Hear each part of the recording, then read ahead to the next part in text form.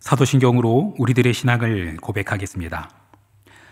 전능하사 천지를 만드신 하나님 아버지를 내가 믿사오며 그 외아들 우리 주 예수 그리스도를 믿사오니 이는 성령으로 잉태하사 동정녀 마리아에게 나시고 본디오 빌라도에게 고난을 받으사 십자가에 못 박혀 죽으시고 장사한 지 사흘 만에 죽은 자 가운데서 다시 살아나시며 하늘에 오르사 전능하신 하나님 우편에 앉아 계시다가 저리로서 산자와 죽은 자를 심판하러 오시리라.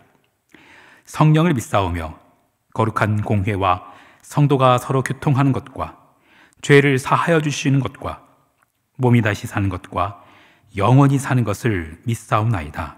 아멘.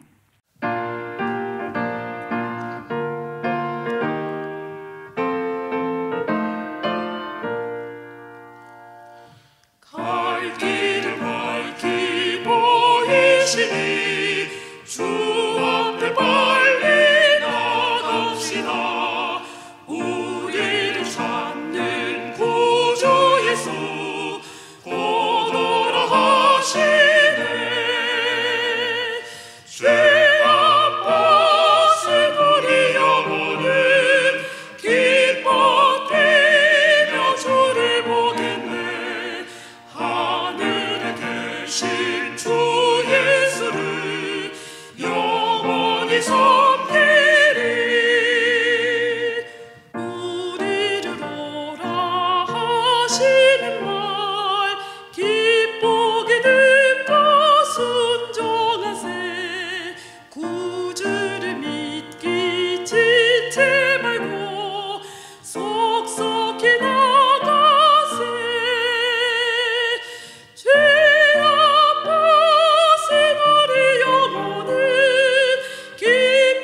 기뻐되며 주를 보겠네. 하늘에 계신 주 예수를 영원히 섬기리. 주 오늘 여기 계시오니 다 와서 주의 말씀 듣세. 듣기도 하며 생각하니 참 진리시로다. 죄 아팠을 우리 영혼은 기뻐되며 주를 보겠네. 하늘에 계신 주 예수를 영원히 섬기리. 이 시간 우리에게 주는 하나님의 말씀 민수기 13장 21절로 33절 말씀입니다. 민수기 13장 21절로 33절 말씀. 이에 그들이 올라가서 땅을 정탐하되 신광야에서부터 하마덕이 르홉에 이르렀고 또 네겝으로 올라가서 헤브론에 이르렀으니 헤브론은 애굽 소안보다 7년 전에 세운 곳이라. 그곳에 아낙 자손 아히만과 세세와 달메가 있었더라. 또 에스골 골짜기에 이르러 거기서 포도송이가 달린 가지를 베어 둘이 막대기에 꿰어 메고 또 석류와 무화과를 따니라. 이스라엘 자손이 거기서 포도를 베었으므로 그곳을 에스골 골짜기라 불렀더라.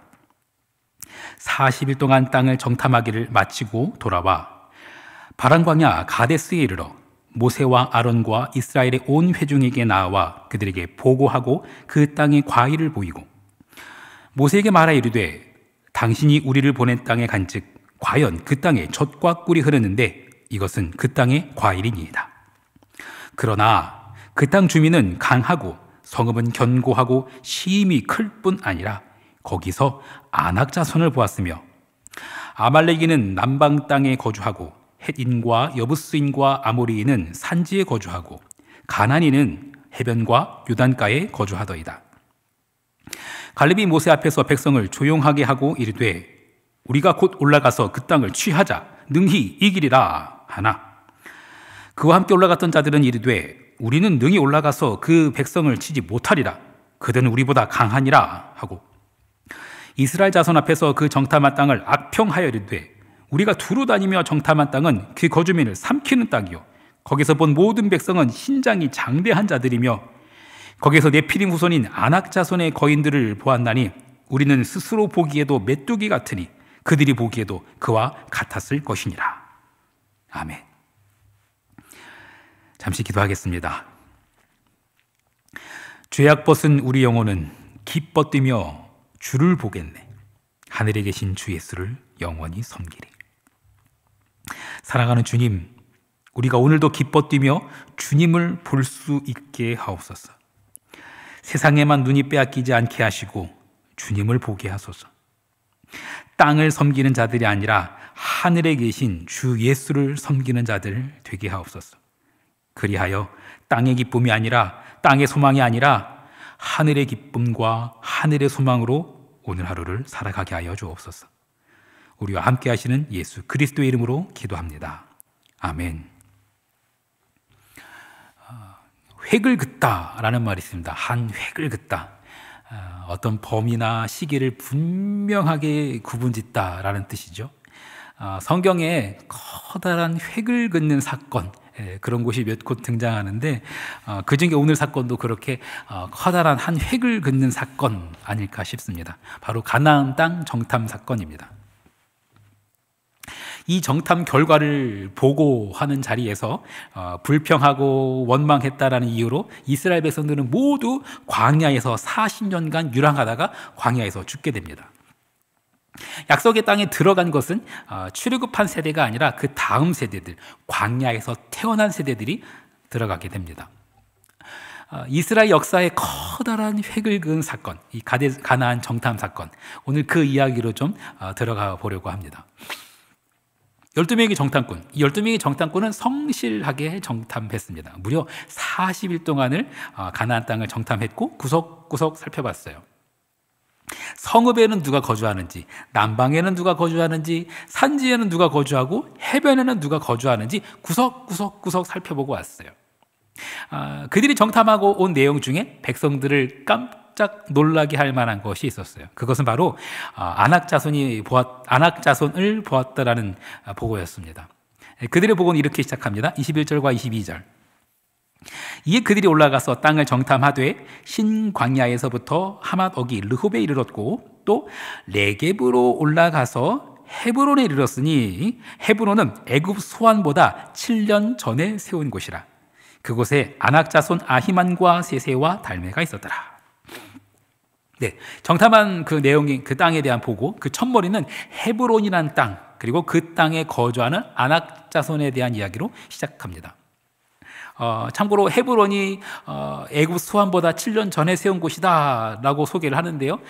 이 애굽 소안이라는 곳은 파라오, 즉 이집트의 왕의 거처가 있었던 곳이에요. 그런데 그런 곳보다도 헤브론이 더 먼저 세워진 곳이라는 거예요. 역사가 있는 곳이라는 거죠. 헤브론이 이만큼 대단한 도시라는 거예요. 그런데 그 땅에 거주하는 사람들은 더 대단한 거예요.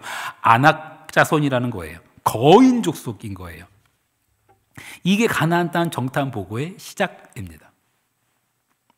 젖과 끓이는 땅, 그거 인정하겠어요. 젖과 끓이는 땅이라는 거 인정하겠어요. 그런데 성읍에 거주하는 사람이 다른 사람 아닌 아낙 자손, 거인이라는 거예요.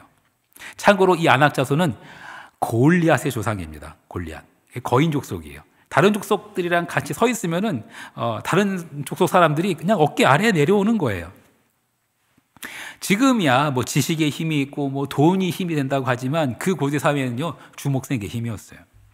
이스라엘 족속은 아낙 자손이랑 쉽게 말해서 피지컬이 다른 거예요. 그냥 상대가 되질 않아요. 체급 자체가 달라요. 물리적으로 이길 수가 없어요. 정탐꾼들의 보고는요 매우 정확하고 예리했습니다. 손자병법에 보면은 지피지기면 백전불태라는 말이 있습니다. 지피지기면 백전백승? 아닙니다. 그런 말은 없습니다. 적을 알고 나를 하면 모든 싸움에서 이길 수 없어요. 만약에 적군이 미사일로 무장했고 아군은 화살로 무장했다면 이길 수 있겠습니까? 이길 수 없죠. 이길 수 없는 싸움은 피해야 합니다. 그래서 손자병법 중에 36개가 바로 주랭랑입니다. 아낙 자손이 성읍에 거주하고 있는 것을 확인했다면 이스라엘 백성들은 어떻게 하는 것이 지혜로운 작전일까요? 이집트에서 벽돌이나 만들던 노예들이 그들과 맞서서 전쟁을 벌이는 게 맞을까요? 상식적으로 생각한다면 피해서 돌아가야 합니다. 그게 현명한 판단이에요. 그게 백성들을 살리는 길이에요. 그런데 여기서 확인해야 될 것이 하나 있습니다. 역사의 획을 긋는 이 가나안 땅 정탐 사건, 이거는요 하나님께서 시키신 일이라는 거예요. 12지파에서 지휘관들을 한 사람씩 보내라 라는 구체적인 지시도 하나님께서 직접 하신 지시사항이에요. 그저 인간적인 시각으로 보면 피해서 돌아가는 게 맞는 거예요. 누구든지 그렇게 판단했을 거예요. 아마 저라도 그 현장에 있었으면 당연히 거기를 피해 갔을 거예요. 그런데 하나님께서 백성들이 그렇게 반응할 것을 아셨음에도 불구하고 하나님께서 정탐꾼들을 그렇게 보내신 데는 이유가 있을 거예요. 하나님의 백성은 바로 이런 상황에서 영적인 눈을 떠야 합니다. 눈에 보이는 현실과 하나님께서 보여주시고자 하는 이상, 그 현실과 이상 사이에서 그 차이를 분별하기 위해서 영적인 눈을 떠야 해요. 아람 군대가 이스라엘을 포위했을 때가 있습니다. 말 그대로 사면 초가인 상황이에요. 엘리사의 사환 게하시가 두려움에 떨면서 엘리사한테 어떻게 하냐고 막 호들갑을 떱니다. 그때 엘리사가 어떻게 했는지 기억해 볼까요? 열왕기하 6장 17절 말씀입니다. 기도하여 이르되 여호와여 원하건대 그의 눈을 열어서 보게 하옵소서 하니 여호와께서 그 청년의 눈을 여심해 그가 보니 불말과 불병거가 산에 가득하여 엘리사를 둘렀더라. 엘리사는 그의 사환 게하시의 영안이 열리기를 기도했습니다. 영안이 열려서 봤더니 아람 군대와는 비교도 되지 않을 만큼 많은 하나님의 군대, 그 불말과 불병거가 보이기 시작했습니다. 우리가 조금 전에 읽은 이 성경 구절에서 눈여겨봐야 할 부분이 하나 있습니다. 기도하여 이르되 여호와여 원하건대. 엘리사가 게하시를 보면서 영안이 떠져라 얍 이렇게 한 거 아닙니다. 엘리사는 기도했습니다. 간절히 원했습니다. 우리 성경에는 그냥 원하건대 라고 되어 있지만 이거는 원어를 보면은 제발 이런 뜻이에요. 호산나 하죠. 호산나. 이 나가 바로 원하건대 제발 이런 뜻이에요. 여호와여 제발, 이게 호산나라는 뜻이에요. 게하시의 영안이 열리기를 엘리사는요 간절히 원하고 기도했어요. 사랑하는 성도 여러분, 영안이 열리기 위해서 간절히 기도하시길 바랍니다. 그런데 우리에게 이 영안이 열리는 것에 있어서 심각한 장애물이 하나 있어요. 그건 뭔지 아십니까? 영안이 열리지 않아도 보이는 게 너무 많다라는 거예요. 앞으로 나아가야 할지 돌아가야 할지 판단하기 위한 합리적이고도 객관적인 자료들이 너무 많아요. 그렇게 육안으로 확인하고 우리는 합리적으로 객관적인 판단과 결론을 내려버려요. 하지만 하나님께서는 우리에게 요구하세요. 보이지 않는 것을 보라고. 육안으로 보이지 않고 영안으로 볼 수 있는 걸 보라고. 그래서 성경은 우리에게 이렇게 권고합니다. 고린도후서 4장 18절 말씀. 우리가 주목하는 것은 보이는 것이 아니요 보이지 않는 것이니 보이는 것은 잠깐이요 보이지 않는 것은 영원함이니라. 이런 말씀을 읽을 때 답답한 게 있습니다. 보이지 않는 것을 어떻게 보냐고요. 나도 간절히 바라고 원하고 기도하는데 그래도 안 보이는 걸 어떻게 하냐고요.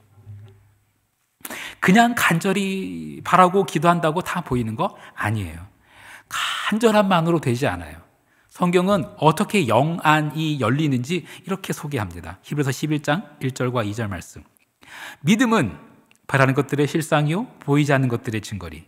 선진들이 이로써 증거를 얻었느니라. 야고보서는 또한 이렇게 말합니다. 오직 믿음으로 구하고 조금도 의심하지 말라. 의심하는 자는 마치 바람에 밀려 요동하는 바닷물결 같으니 이런 사람은 무엇이든지 주께 얻기를 생각하지 말라. 두 마음을 품어 모든 일에 정함이 없는 자로다. 사랑하는 성도 여러분, 하나님을 믿으십니까?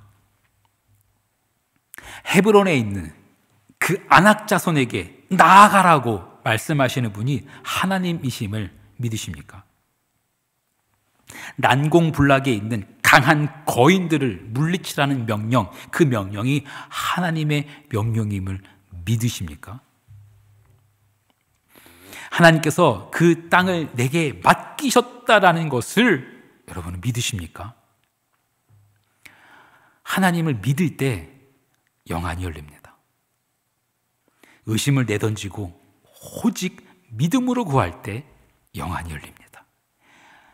영안이 열리면 이상과 현실 사이에서 현실을 뛰어넘는 하나님께서 보여주시는 그 이상이 보이기 시작합니다. 하나님의 비전이 보이기 시작합니다. 여러분 그 현실을 직시하는 거 너무너무 중요하지요. 현실을 결코 무시해서 안 됩니다. 현실 감각 잃어버려서는 안 돼요. 하지만 현실에 매여서도 안 돼요. 믿음의 사람들은 그 현실을 뛰어넘는 사람들입니다. 보이지 않는 것이 실상이 되게 하는 사람들. 하나님께서 우리를 그런 믿음의 사람들로 부르셨어요. 하나님께서 그 믿음을 이루어내실 거예요. 하나님께서 하십니다. 믿음으로 그 하나님을 바라보는 우리가 되기를 간절히 축원합니다. 주기도문 하시겠습니다. 하늘에 계신 우리 아버지여, 이름이 거룩히 여김을 받으시오며 나라가 임하시오며 뜻이 하늘에서 이루어진 것 같이 땅에서도 이루어지이다. 오늘 우리에게 일용할 양식을 주시옵고 우리가 우리에게 죄 지은 자를 사하여 준 것 같이 우리 죄를 사하여 주시옵고 우리를 시험에 들게 하지 마시옵고 다만 악에서 구하시옵소서. 나라와 권세와 영광이 아버지께 영원히 있사옵나이다. 아멘.